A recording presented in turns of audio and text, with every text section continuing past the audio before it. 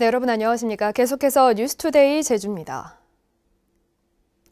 한라사우나바 렌차 감염뿐만 아니라 장애인 이용시설에서도 확진자가 잇따라 나오면서 제주는 일주일째 하루 20명 넘게 신규 확진자가 발생하고 있습니다. 제주도가 사우나 운영을 전면 금지시키고 도내 장애인 이용시설도 당분간 문을 닫기로 했습니다. 김찬년 기자가 보도합니다. 코로나19 감염 확산이 장애인 재활시설로까지 번졌습니다. 재활교육 중이던 장애인 한 명이 가족으로부터 감염돼 확진됐고 방역당국이 교육생과 직원 57명을 검사한 결과 장애인 2명이 추가 확진됐습니다. 한 사람 먼저 걸려가지고 나머지 장애인들이 가서 전부 다 가서 검사를 받았거든요. 그 받는 과정에서 이제 장애인 2사람이 확진이 또 나온 거예요. 그럼 총 3사람이 된 거죠. 한라사우나와 7080 라이브 카페를 고리로 한 감염도 끊이지 않고 있습니다. 그제 하루 동안 10명의 확진자가 나와 한라사우나 관련은 58명, 7080 라이브 카페는 51명으로 늘었습니다. 소방교육대 공무원 확진으로 실시한 전수검사에서도 2명이 추가로 양성 판정을 받았고 확진자 가족 중에 어린이집 보육교사도 있어 해당 어린이집이 폐쇄됐습니다. 또 제주시 조천읍 동백주간활동센터에서 5명, 서귀포 비상 피트니스 센터에서 2명의 신규 확진자가 나왔습니다. 제주 지역은 일주일째 하루 20명 이상의 확진자가 나오면서 연말까지 누적 확진자가 400명을 넘을 거란 관측까지 나오고 있습니다. 대규모로 터지다 보니까 일상적으로 확진자와 본인도 서로가 모르는 상황에서 접촉을 하는 동선이 겹치는 그런 경우가 있다고 합니다. 그로부터 본인들은 서로 모르는 상황에서 감염이 일어나는 경우가 이제 생기는 것 같습니다. 제주도는 사우나 등 목욕시설의 냉온탕과 매점 운영을 금지시켰는데도 추가 확진이 계속되자 사실상 해당 시설의 영업을 금지하는 집합 금지 조치를 내렸습니다. 또 집단 생활로 추가 확산 우려가 높은 장애인 이용시설 36곳도 다음 달 3일까지 문을 닫도록 했습니다. 확진 사례가 나왔던 사우나, 목욕탕은 운영이 중단됩니다. 피로연, 결혼식장도 장례식장과 마찬가지로 음식물 제공이 금지됩니다. 급증하는 지역사회 감염을 막기 위한 고강도 특별방역 행정명령이 성탄절과 새해 연휴 확산세를 꺾을 수 있을지 철저한 방역수칙 준수가 필요한 시점입니다. MBC 뉴스 김찬년입니다. 학원에서는 우려했던 집단 감염이 발생했습니다. 코로나19 확진 판정을 받은 제주 대성학원 강사의 수강생 5명이 확진됐는데 이들과 접촉한 가족 1명과 보육원 학생 1명도 추가 감염됐습니다. 박주연 기자가 보도합니다. 제주시 홍익아동복지센터에 임시선별진료소가 설치됐습니다. 이곳에서 생활하며 대성학원의 확진 강사 수업을 받던 중학생 2명이 코로나19 확진 판정을 받고 함께 원사에서 생활하던 고등학생 1명도 양성 판정이 나왔기 때문입니다. 방역당국은 확진 학생과 함께 식사하는 등 밀접 접촉한 학생이 11명에 이르고 직원도 3명이 접촉한 것으로 보고 원생과 직원 160명에 대한 전수검사에 착수했습니다. 중고등학생이 같이 이제 거주하는 거죠. 가정집 방 4개니까 방에 한 2, 3명씩. 식사 같은 걸 같이 하죠. 우리 3, 4일 전부터 좀 증상이 나오니까 따로 이제 방은 썼는데. 제주 대성학원의 강사 확진에 이어 양성 판정을 받은 수강생은 모두 5명.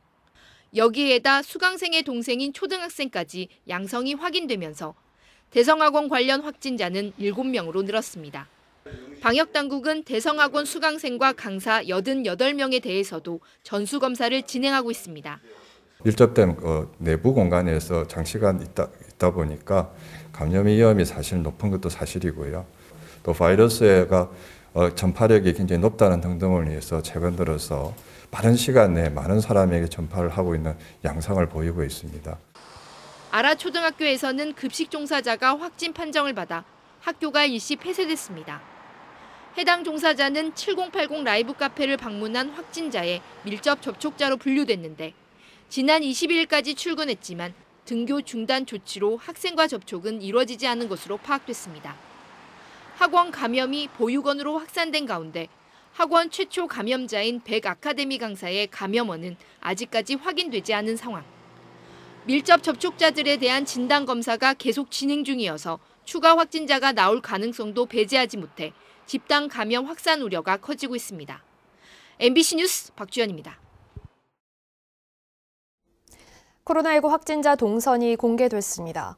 제주도는 지난 21일 제주시 건입동 으뜸노래연습장에 코로나19 확진자가 방문한 사실을 공개하고 같은 날 해당 노래연습장을 이용한 도민과 관광객들에게 증상에 관계없이 진단검사를 받으라고 당부했습니다. 공직선거법 위반 혐의로 기소된 원희룡 제주도지사가 1심 재판에서 벌금 90만 원을 선고받았습니다. 유권자들에게 기부 행위를 했다는 혐의는 모두 유죄가 인정됐지만 공직 상실의 기준인 벌금 100만 원보다는 낮은 형량이 선고되면서 도지사직을 유지할 수 있게 됐습니다. 조인호 기자입니다. 청년들에게 공짜로 피자를 나눠주고 특정 업체의 죽 세트를 팔아줬다. 공직선거법 위반 혐의로 기소된 원희룡 제주도지사. 재판부는 문제가 된 두 가지 행위 모두 유죄라고 판단했습니다. 원희룡 지사가 피자를 받아서 배달하는 등 직접 제공하고 지시한 데다 도지사의 업무나 공식 행사가 아니어서 업무 추진비를 사용할 법적인 근거도 없다는 것입니다. 개인 유튜브 채널에서 죽 세트를 팔아준 것도 업체에 이익을 준 데다 정당한 업체 선정 과정도 거치지 않았고 냉동식품이어서 특산물 홍보도 아니라고 밝혔습니다. 결국 재판부는 원희룡 지사가 공직선거법상 기부행위 금지 규정을 어겼다며 벌금 90만 원을 선고했습니다. 지방자치단체장으로서 관련 법령 준수를 게을리한 데다 개인 유튜브도 직무 수행이 아닌 자신을 대중에게 알리는 수단으로 의심되지만 기부한 금품이 많지 않고 다음 지방선거까지 많이 남아있어 영향이 클 것으로 보이지는 않는다는 것입니다.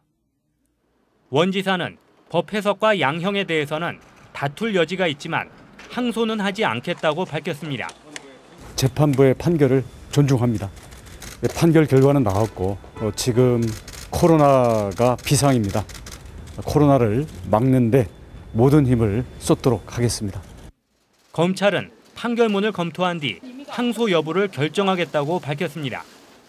이에 따라 원희룡 지사는 지사직 상실 위기에서는 일단 벗어난 가운데 검찰의 항소 여부에 관심이 쏠리고 있습니다. MBC 뉴스 조인호입니다.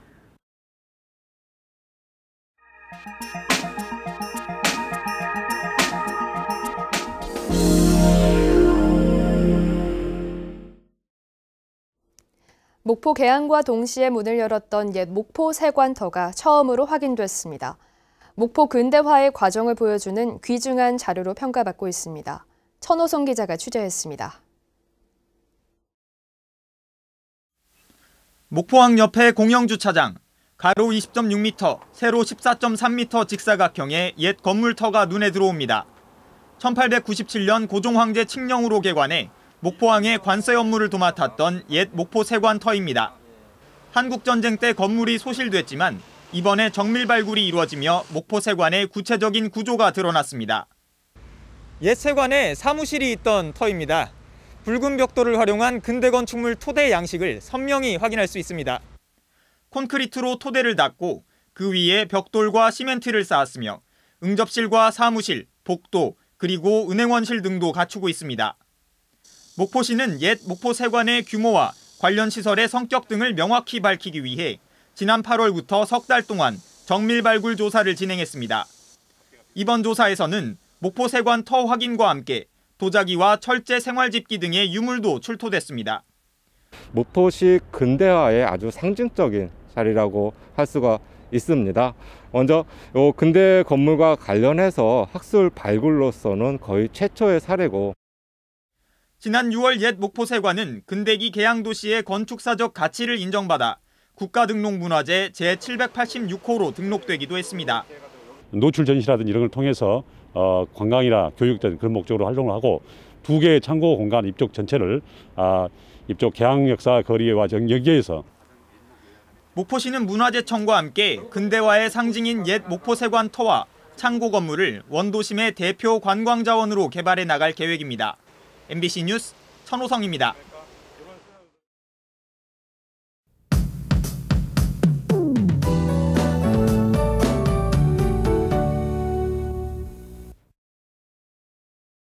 성탄절인 오늘 아침 공기가 꽤 차갑습니다. 현재 북서쪽에서 차가운 공기가 밀려오고 있는데요. 이 찬 공기 덕분에 공기는 깨끗하고 미세먼지 농도도 좋음 수준을 보이겠습니다. 낮부터 대체로 맑은 하늘이 드러나겠습니다. 다만 어제보다 낮 기온이 4도가량 떨어지겠는데요. 찬바람 때문에 실제 느끼는 체감 온도는 더 낮아 춥겠습니다. 오늘 따뜻하게 입으시기 바랍니다. 이 무거운 찬 공기가 밀려오면서 바람이 강해진 건데요. 고도가 높은 산지에는 바람이 더 강하게 불면서 오늘 오전까지 강풍이 예상됩니다. 그 밖에 서부와 동부 지역에도 바람이 불겠으니 시설물 관리 잘 해주시기 바랍니다. 다음은 자세한 지역별 날씨입니다. 현재 대부분 지역이 구름 많은 날씨를 보이고 있습니다. 아침 기온이 어제보다 5도가량 낮게 시작하고 있는데요. 현재 제주 북부는 7도를 보이는 가운데 바람 때문에 실제 느끼는 체감 온도는 2, 3도가량 더 낮아 춥습니다. 남부와 동부는 6도를 보이고 있습니다. 낮 최고 기온은 북부와 동부가 9도, 서부는 8도, 남부는 11도가 예상됩니다. 오늘 도서 지역은 구름이 간간히 지나겠고 현재 대부분 지역이 7도를 보이고 있습니다. 해상에도 바람이 강하게 불고 있습니다. 현재 제주도 남쪽 먼바다에는 풍랑주의보가 발효 중인 가운데 오늘 오후까지 바람이 강하겠고 물결이 최고 4m까지 매우 높게 일겠습니다. 항해나 조업하는 선박은 각별히 유의하시기 바랍니다.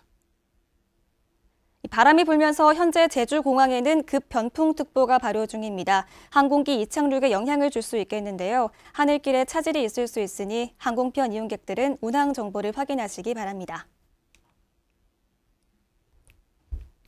다가오는 일요일에는 비가 내리겠고요. 다음 주 중반부터 강한 한기가 밀려오면서 눈이 내릴 가능성이 있겠습니다.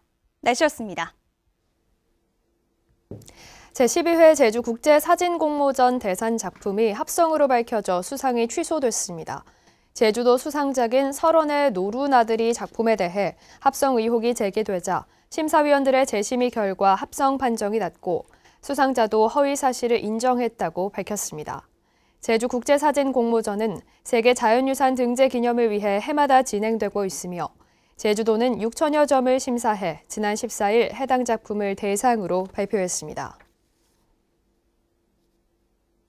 해양도립공원 계획에 반영되지 않아 경관심의에서 반려됐던 우도 해중전망대 사업이 공원 계획에 포함돼 다시 추진됩니다. 제주도는 우도 해양도립공원 공원 계획에 해중전망대 사업을 포함시키기로 하는 변경 결정을 고시했습니다.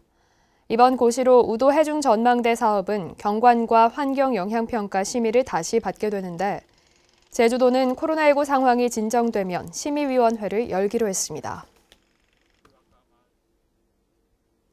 제주 지역 출생아 수가 역대 최저치를 기록할 전망입니다.